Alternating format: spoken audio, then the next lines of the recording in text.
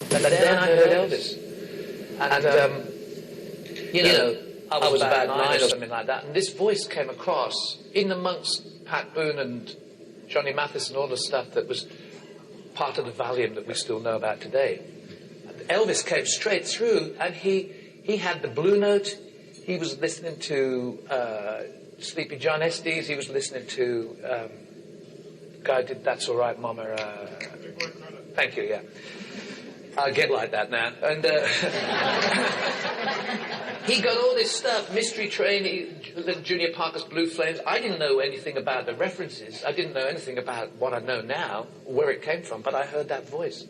And no matter how his image has been maligned and how it ended up, when I met Elvis with Led Zeppelin one evening in L.A. Oh, that alone. Hold it. Let's pause for a minute. Let's just drink that in for a second. Hey, we could do this all around the country, you know.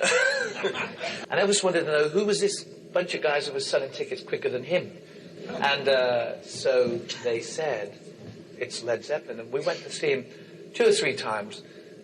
And a couple of times he made mistakes. And I remember that night at the Forum, he was doing something like Reconsider Baby or whatever it was, the Lowell Fulson song. Yeah. And he stopped it and he said, wait a minute, we've got Led Zeppelin in here tonight, we've got to get this right. And I went,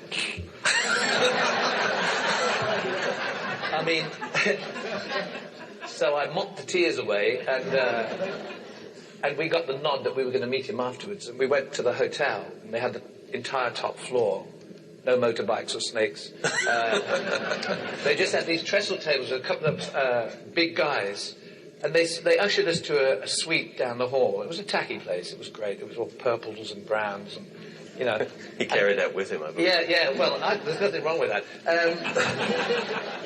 A door kept opening and somebody kept popping their head around, just waiting for the temperature of the room and enough cosmetic to join the atmosphere so that it was getting a bit sort of feral. And then the door opened and this guy came through the door and my heart jumped. It was like, whoa, look at the way he moves. And I mean, he was just going around chairs like... He was so cool. And I mean, of course, he wasn't supposed to be cool, but he was... You know, a bit like us, I suppose. It's like and he came over to us and we stood in a circle for about 2 or 3 hours talking, and people kept coming by from his retinue, from his entourage, thinking that he had enough. And he was going, no. And we had a great conversation.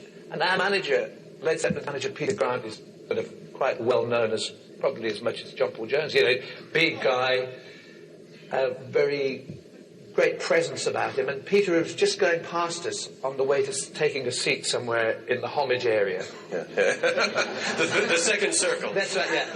And he lost his footing a bit like our friend there, and he 350 pounds of joy ended up on Vernon Presley's lap on Elvis. And Elvis's dad was really frail. And we talked with Presley for about three hours. It just went on, and we were talking about the root, and your question about where did it come from. It came from him, and he still got it. He still was into that whole Delta thing. He... You know, Good Rockin' Tonight, all that stuff that got him going in the first place. But he also knew, and he had a great sense of humour, and he knew that he was locked in this self-parody. I mean, when the songs dried up, when Lieber and Stoller and Pomus and Schumann, when that kind of whole era of creative writing started to wane and things changed, I didn't want to hear Elvis doing a Neil Diamond song. Right. I wanted him...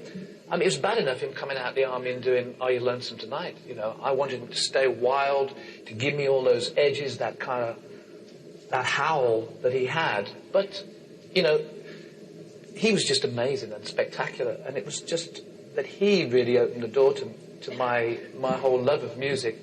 And because of him, and because of the choice of his material, I found out Smiley Lewis, you know, I found all those great singers. And now, all these box sets that come out, some of the stuff that he did in the 60s and was quite so well crafted. Yeah. Hank Garland's guitar playing, the stuff at RCA in Nashville, I mean, the recording of it, and his humour in the middle of it all is It's great. So it was a dream come true to meet him, but it was also just by chance that I heard him, and it affected me the way it did.